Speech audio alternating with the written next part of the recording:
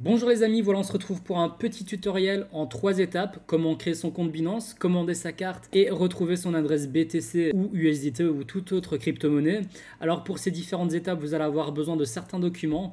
Un document d'identité, carte d'identité ou passeport, également une photo de vous, bien évidemment une adresse mail et un numéro de téléphone et également une webcam et si vous n'en avez pas, au moins votre téléphone avec l'application Binance pour la reconnaissance faciale.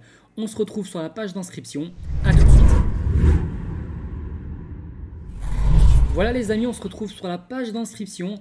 Dans la description de la vidéo, il y aura un petit lien de parrainage qui va vous remplir automatiquement l'idée de parrainage. Ça vous donne un petit avantage de 10% sur certains frais. Donc voilà, c'est toujours prenable, c'est toujours sympa.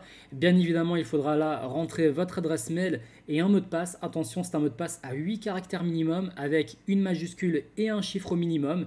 À la suite de ça, vous allez recevoir une demande de vérification par mail. Bien évidemment, vous faites la vérification de votre adresse mail. J'accepte les conditions, créez un compte et on se retrouve tout de suite sur l'interface du site Binance.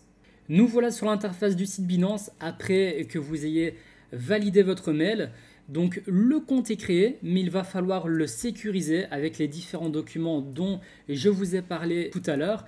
Et on va pouvoir directement également commander la carte. Alors, si on souhaite commander la carte, ça va directement nous inviter à sécuriser le compte. Donc, on va faire d'une pierre deux coups. Donc, vous pouvez cliquer sur la carte Binance. Vous allez être redirigé directement vers cette interface. Donc, commandez maintenant. Comme je vous l'ai dit, veuillez compléter d'abord les vérifications d'identité avant de demander la carte. Donc, on va le faire. On va se retrouver tout de suite sur l'interface de toutes les données à remplir. Alors, il faudra activer la vérification à 2 facteurs. Donc, c'est une sécurité supplémentaire. Ça peut paraître parfois ennuyant, mais c'est vraiment une sécurité pour ne pas que votre compte puisse être piraté, ou en tout cas, ce sera beaucoup plus difficile pour un pirate de pirater votre compte.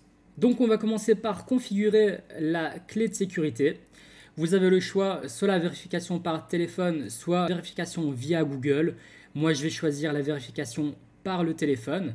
Il faudra bien entendu choisir l'indicateur de votre pays, mettre le numéro. Il faudra bien évidemment envoyer le code par SMS et envoyer le code par email. Une fois que vous avez rentré les deux codes, donc le premier code reçu par mail et le deuxième reçu par SMS, vous cliquez envoyer et vous allez être redirigé directement vers la prochaine page. Voilà, on se retrouve donc pour la deuxième étape de vérification. On va passer juste ici, vérifier. Donc ce sera les détails personnels.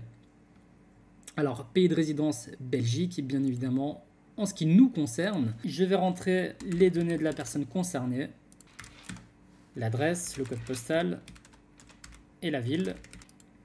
Et c'est là qu'on va devoir rentrer donc soit la carte d'identité, le passeport ou le permis de conduire. Pour moi, ce sera la carte d'identité. Là, c'est le moment de prendre la photo. C'est déjà fait également de mon côté.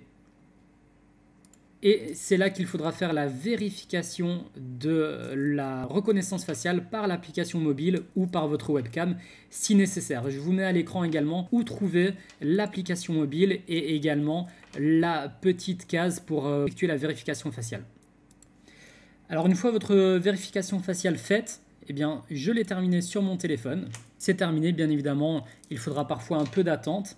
Il faudra ensuite continuer les étapes, donc on revient sur la page précédente. Une fois sur la page précédente, eh bien on va passer à la troisième étape. Donc je rappelle que la deuxième étape est en train d'être vérifiée. Il faut parfois attendre quelques heures. Donc on va passer à la troisième étape, le code anti-hameçonnage. En fait, c'est très simple. Il y a de nouvelles méthodes de piratage. On vous envoie un mail en se faisant passer pour certains organismes. Ça pourrait le faire pour Binance. Et pour ce faire, ils ont mis un code anti-hameçonnage que vous seul connaissez.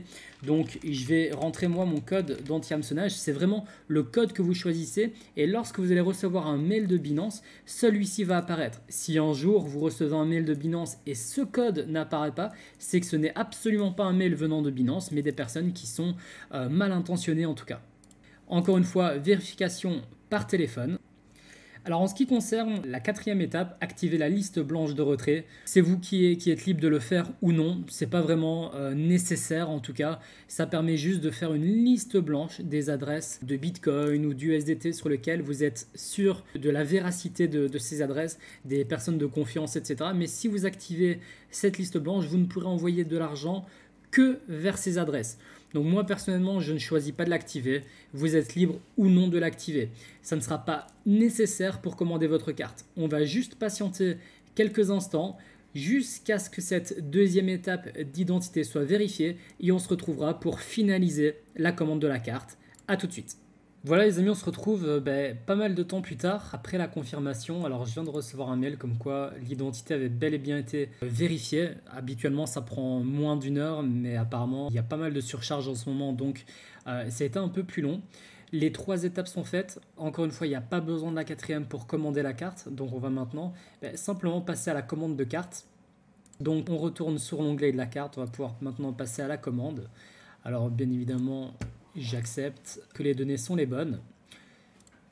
On va mettre l'adresse, on va rentrer toutes les données et on se retrouve dans un instant.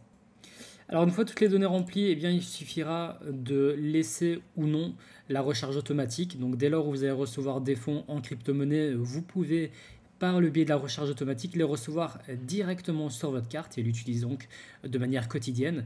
Moi je vais laisser la case recharge automatique cochée, vous êtes libre bien évidemment de la cocher ou la décocher quand vous le souhaitez. Alors on va vérifier l'adresse, tout est OK.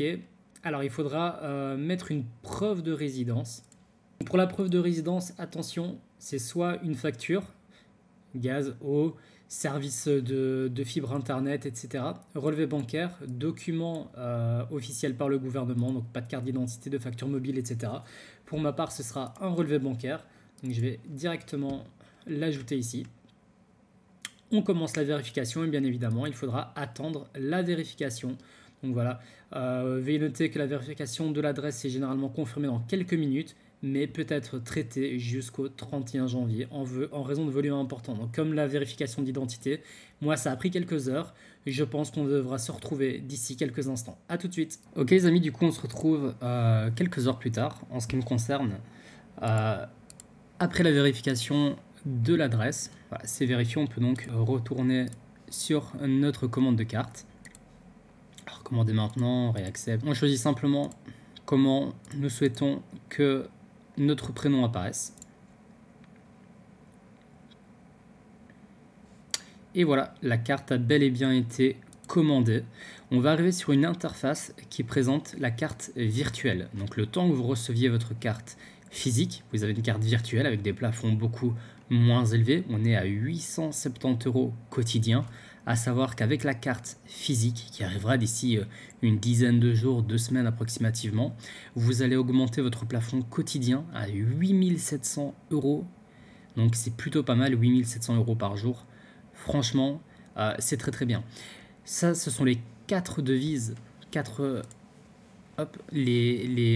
1, 2, 3, 4, 5, 6 devises que vous pouvez avoir sur le portefeuille de votre carte. Et comme vous le voyez, il y a un solde minimum à recharger, c'est-à-dire que si vous avez quelques centimes, ça n'ira pas sur votre carte. Cependant, si vous mettez à partir de 10 €, ce sera directement envoyé sur votre carte. À vous de voir si vous souhaitez garder ou non la recharge automatique.